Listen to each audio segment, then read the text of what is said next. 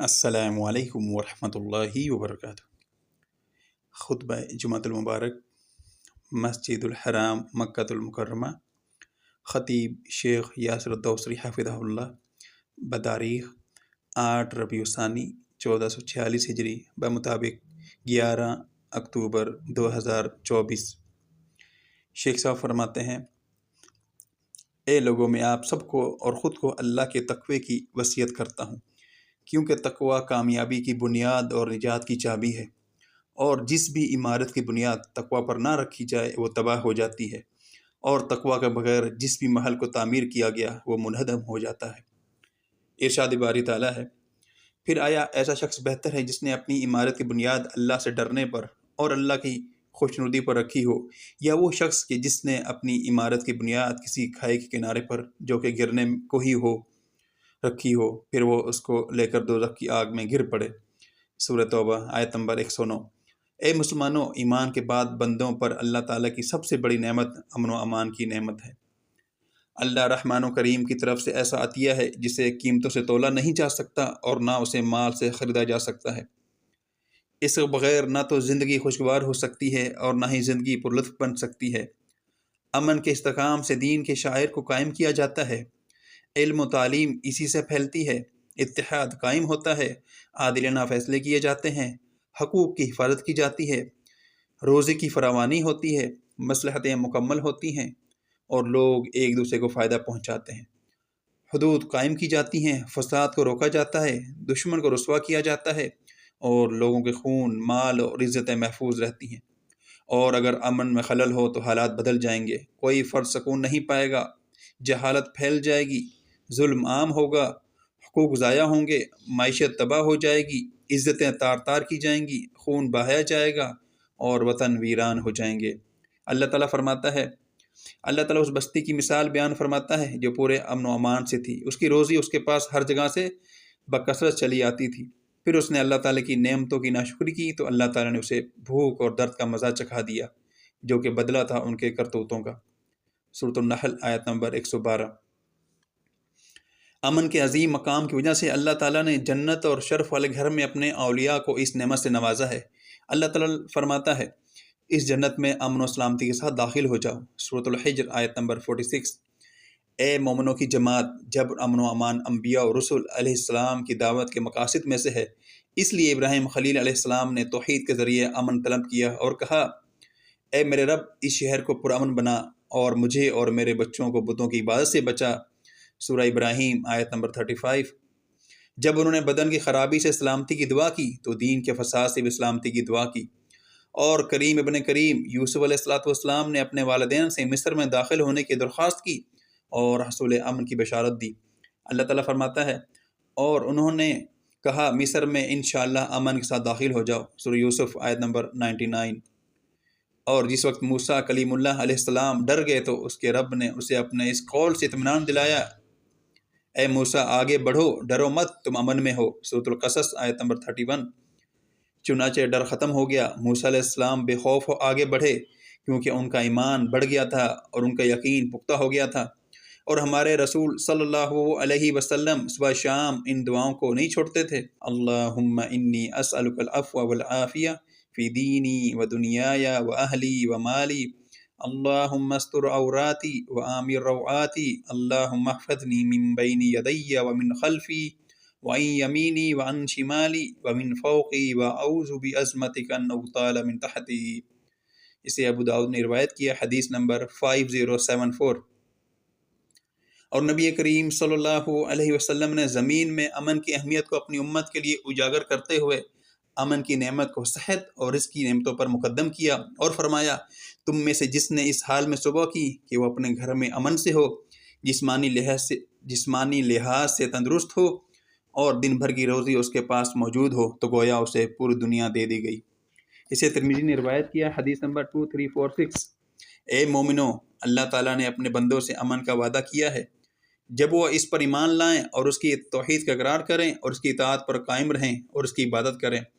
ارشاد باری تعالیٰ ہے، تم میں سے ان لوگوں سے جو ایمان لائے ہیں اور نیک اعمال کیے ہیں، اللہ تعالیٰ نے وعدہ فرمایا ہے کہ انہیں ضرور زمین میں خلیفہ بنائے گا، جیسا کہ ان لوگوں کو خلیفہ بنایا تھا جو ان سے پہلے تھے۔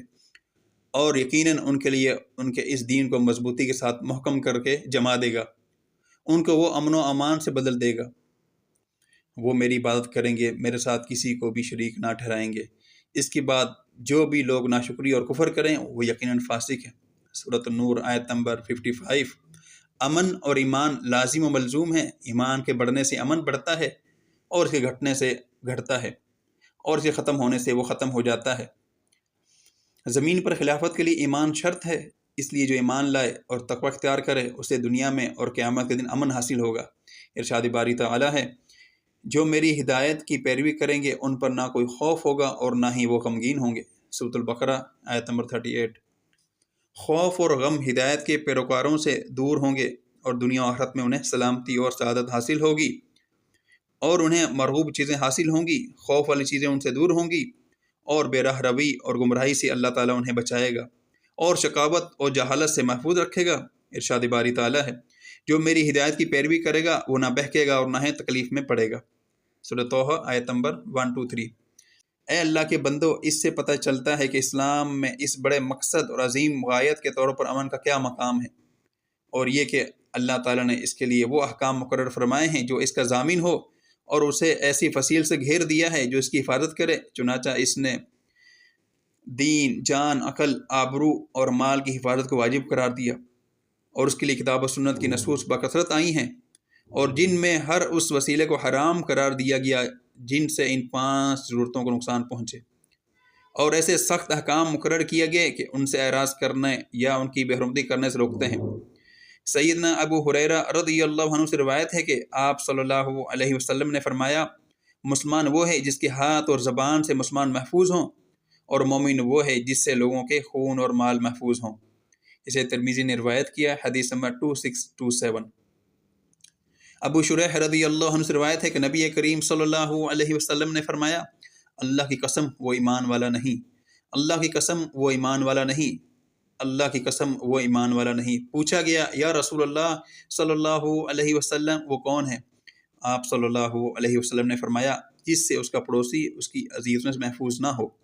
اسے بخاری نے روایت کیا، حدیث نمبر 6016۔ شریعت نے ہر اس چیز سے منع کیا ہے جس سے لوگوں کو تکلیف پہنچے، یہاں تک کہ ان کے راستوں، بازاروں اور ان کی ضرورتوں کی جگہوں میں بھی۔ ابو موسیٰ اشعری رضی اللہ عنہ سے روایت ہے، نبی کریم صلی اللہ علیہ وسلم نے فرمایا، جب تم میں سے کوئی ہماری مسجد یا بازار میں سے گزرے اور اس کے پاس تیر ہو تو اپنی ہتھیلی سے اس کی نوک پکڑ لے، کہیں کسی مسلمان کو کوئی تیر نہ لگ جائے۔ اسے مسلم نے روایت کیا، حدیث نمبر 2615۔ حصول امن صرف مسلمانوں کے ساتھ خاص نہیں، بلکہ اسلام نے دوسروں کی زندگی کو پرامن بنانے پر توجہ دی ہے اور ان کے حقوق کو محفوظ کیا ہے۔ نبی کریم صلی اللہ علیہ وسلم نے ارشاد فرمایا، جس کسی نے کسی عہد والے پر ظلم کیا یا اس کی تنقیص کی یا اس کی طاقت سے بڑھ کر اسے کام کا مکلف کیا یا اس کی دلی رضامندی کے بغیر اس سے کوئی چیز لے لی، تو قیامت کے دن میں اس کی طرف سے جھگڑوں گا۔ اسے ابو داؤد نے روایت کیا، حدیث نمبر 3052۔ اللہ کے بندو، اللہ میرے لیے اور آپ کے لیے قرآن و سنت میں برکت دے، اور مجھے اور آپ کو ان کی آیات و حکمت سے فائدہ پہنچائے۔ میں اپنی یہ بات کہہ رہا ہوں اور اللہ سے اپنے لیے اور تمام مسلمانوں کے لیے ہر گناہ اور خطا کی مغفرت طلب کرتا ہوں۔ آپ بھی اس سے مغفرت طلب کریں، بے شک وہ بڑا بخشنے والا مہربان ہے۔ دوسرا خطبہ، ہر قسم کی بہت زیادہ پاکیزہ تعریف اللہ کے لیے ہے، جیسا ہمارا رب چاہے اور پسند کرے، اور میں گواہی دیتا ہوں کہ اللہ کے سوا کوئی معبود برحق نہیں اور اس کا کوئی شریک نہیں، اور اسی کے لیے دنیا و آخرت میں حمد ہے۔ اور میں گواہی دیتا ہوں کہ ہمارے نبی محمد الرسول اللہ صلی اللہ علیہ وسلم اس کے بندے اور رسول ہیں، جو نبی مصطفیٰ اور رسول مجتبیٰ ہیں۔ درود و سلام اور برکتیں نازل ہوں آپ پر، آپ کے فضل و تقوی والے آل و اصحاب پر۔ اما بعد، مسلمانوں، بلا شبہ امن و سلامتی کی نعمت اس کے اسباب کے بغیر حاصل نہیں ہوتی، اس کے ذرائع کی پائیداری کے بغیر مستحکم بھی نہیں ہوتی۔ ان اسباب و ذرائع میں سب سے پہلا سبب ہے اللہ تعالیٰ کی توحید، اسے شرک کی علائشوں سے پاک کرنا اور بدعات و خرافات سے بچانا۔ توحید سے امن و سلامتی آتی ہے۔ اللہ سبحانہ و تعالیٰ کا فرمان ہے، جو ایمان لائے اور اپنے ایمان کو ظلم شرک سے آلودہ نہیں کیا تو ان کے لیے امن و امان ہے، اور وہی ہدایت یافتہ ہیں۔ سورۃ الانعام آیت نمبر 82۔ پتہ چلا وہ موحد جو اللہ تعالیٰ کے حکم پر قائم ہے وہ دنیا میں بھی اور آخرت میں بھی امن سے ہمکنار ہوگا۔ اللہ سبحانہ و تعالیٰ فرماتا ہے جو لوگ نیک عمل لائیں گے انہیں اس سے بہتر بدلہ ملے گا اور وہ اس قیامت کے دن گھبراہٹ سے بے خوف ہوں گے۔ سورۃ النمل آیت نمبر 89۔ اور یہاں نیک عمل سے مراد اللہ کی توحید ہے۔ دوسرا سبب اللہ کی نعمت پر اس کا شکر ادا کرنا اور انکار و ناشکری سے بچنا، جیسا کہ توحید کی نعمت اور امن و امان اور سلامتی کی نعمت، کیونکہ جب نعمتوں کی شکر گزاری کی جاتی ہے تو نعمتیں برقرار رہتی ہیں، اور جب ان کی ناشکری کی جاتی ہے تو نعمتیں دور ہو جاتی ہیں، اور شکر اضافے کا اعلانیہ ہے۔ حاضر و غائب سے واقف اللہ تعالیٰ نے فرمایا اور جب تمہارے پروردگار نے تمہیں آگاہ کر دیا کہ اگر تم شکر گزاری کرو گے تو بے شک میں تمہیں زیادہ دوں گا، اور اگر تم ناشکری کرو گے تو یقیناً میرا عذاب بہت سخت ہے۔ سورہ ابراہیم آیت نمبر 7۔ تیسرا سبب انبیاء علیہم الصلوۃ والسلام کی پیروی کرتے ہوئے امن و سلامتی کی پائیداری کی دعا کرنا۔ چوتھا سبب حکمرانوں کے لیے سموطاعت بجا لانا، مسلمانوں کی جماعت کو لازم پکڑنا۔ جماعت کے بغیر امن نہیں اور حاکم بغیر کوئی جماعت نہیں، اور کوئی حاکم سموطاعت کے بغیر نہیں ہو سکتا۔ اللہ تعالیٰ نے فرمایا اے ایمان والو، فرمانبرداری کرو اللہ کی اور فرمانبرداری کرو رسول کی اور تم میں سے اختیار والوں کی۔ سورۃ النساء آیت نمبر 59۔ اور سیدنا عبادہ بن صامت رضی اللہ عنہ فرماتے ہیں ہم نے نبی کریم صلی اللہ علیہ وسلم کی بیعت کی، دشواری اور آسانی اور پسند و ناپسند ہر صورت میں حاکم کی سموطاعت کرنی ہے، اور یہ کہ ہم حکمران سے حکومت کے معاملے میں نہ جھگڑیں۔ صحیح بخاری حدیث نمبر 7199۔ پانچواں سبب علم میں راسخ ربانی علماء کو لازمی پکڑنا، اس سے منہج کی سلامتی، فہم کا نور اور اس سے صحیح رائے اور مصلحت کا اصول ہے، اور اس سے فساد دور ہوتا ہے۔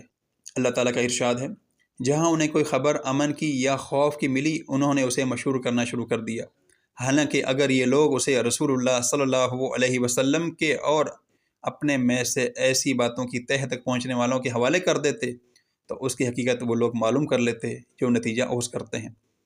سورۃ النساء آیت نمبر 83۔ نمبر 6، نئی نسل اور معاشرے میں فکری امن کو پیوست اور مضبوط کرنا تاکہ انہیں فاسد عقائد و منحرف افکار، انتہا پسند جماعتوں، مشتبہ فرقوں اور بیمار گروہوں سے محفوظ و مامون رکھا جائے جو نافرمانی پر اکسانے اور جماعت کی تفریق کی کوشش کرتے ہیں۔ تو جب لوگوں کی عقلیں غلو پسندوں کی تحریف اور باطل پرستوں کی دروغ سے دور سلیم افکار اور درست مفاہیم سے غذا حاصل کریں گی تو ان کی زندگی پرامن ہوگی، معیشت استوار ہوگی اور ان کے خواب پورے ہوں گے۔